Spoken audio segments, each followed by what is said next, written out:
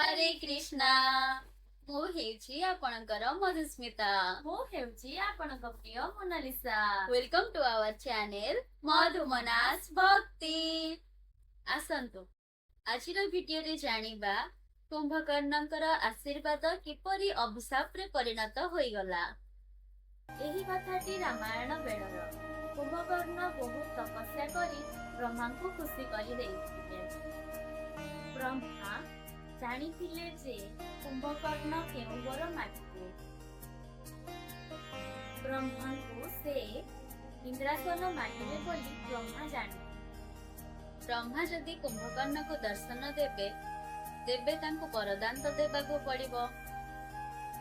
ବରଦାନରେ ସେ ଇନ୍ଦ୍ରାସନ ମାଗିବାକୁ ଚାହୁଁଥିଲେ।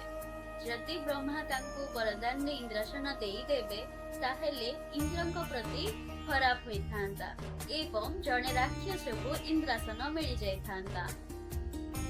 କାହାକୁ କିଛି ବୁଝାପଡ଼ୁନଥିଲା କୁମ୍ଭକର୍ଣ୍ଣକୁ ରଖିବେ କିପରି। ବ୍ରହ୍ମା ସରସ୍ୱତୀଙ୍କ ସହାୟତା ମାଗିଲେ। ତାପରେ କୁମ୍ଭକର୍ଣ୍ଣଙ୍କ ପାଖକୁ ଗଲେ, କହିଲେ, କୁମ୍ଭବତ୍ସ, କଣ ମାଗୁଛ ମାଗ।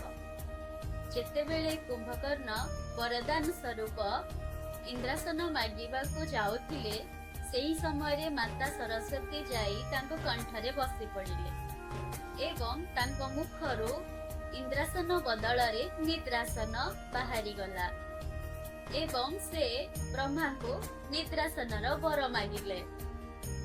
ସବୁ ଅର୍ଥ ଅନର୍ଥ ହୋଇଗଲା।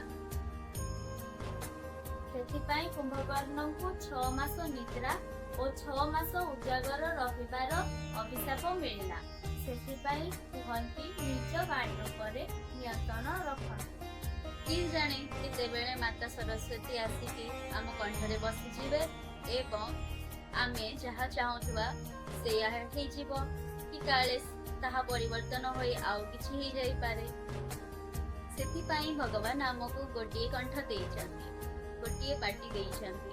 ଆମେ ଯାହା କହିବା ଭାବି ଚିନ୍ତି କହିବା ଏବଂ କହିବାରେ ଲଗାମ ରଖିବା ଉଚିତ।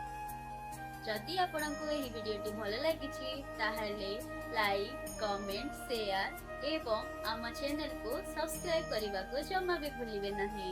ରହିଲୁ, ନମସ୍କାର, ରାଧେ ରାଧେ।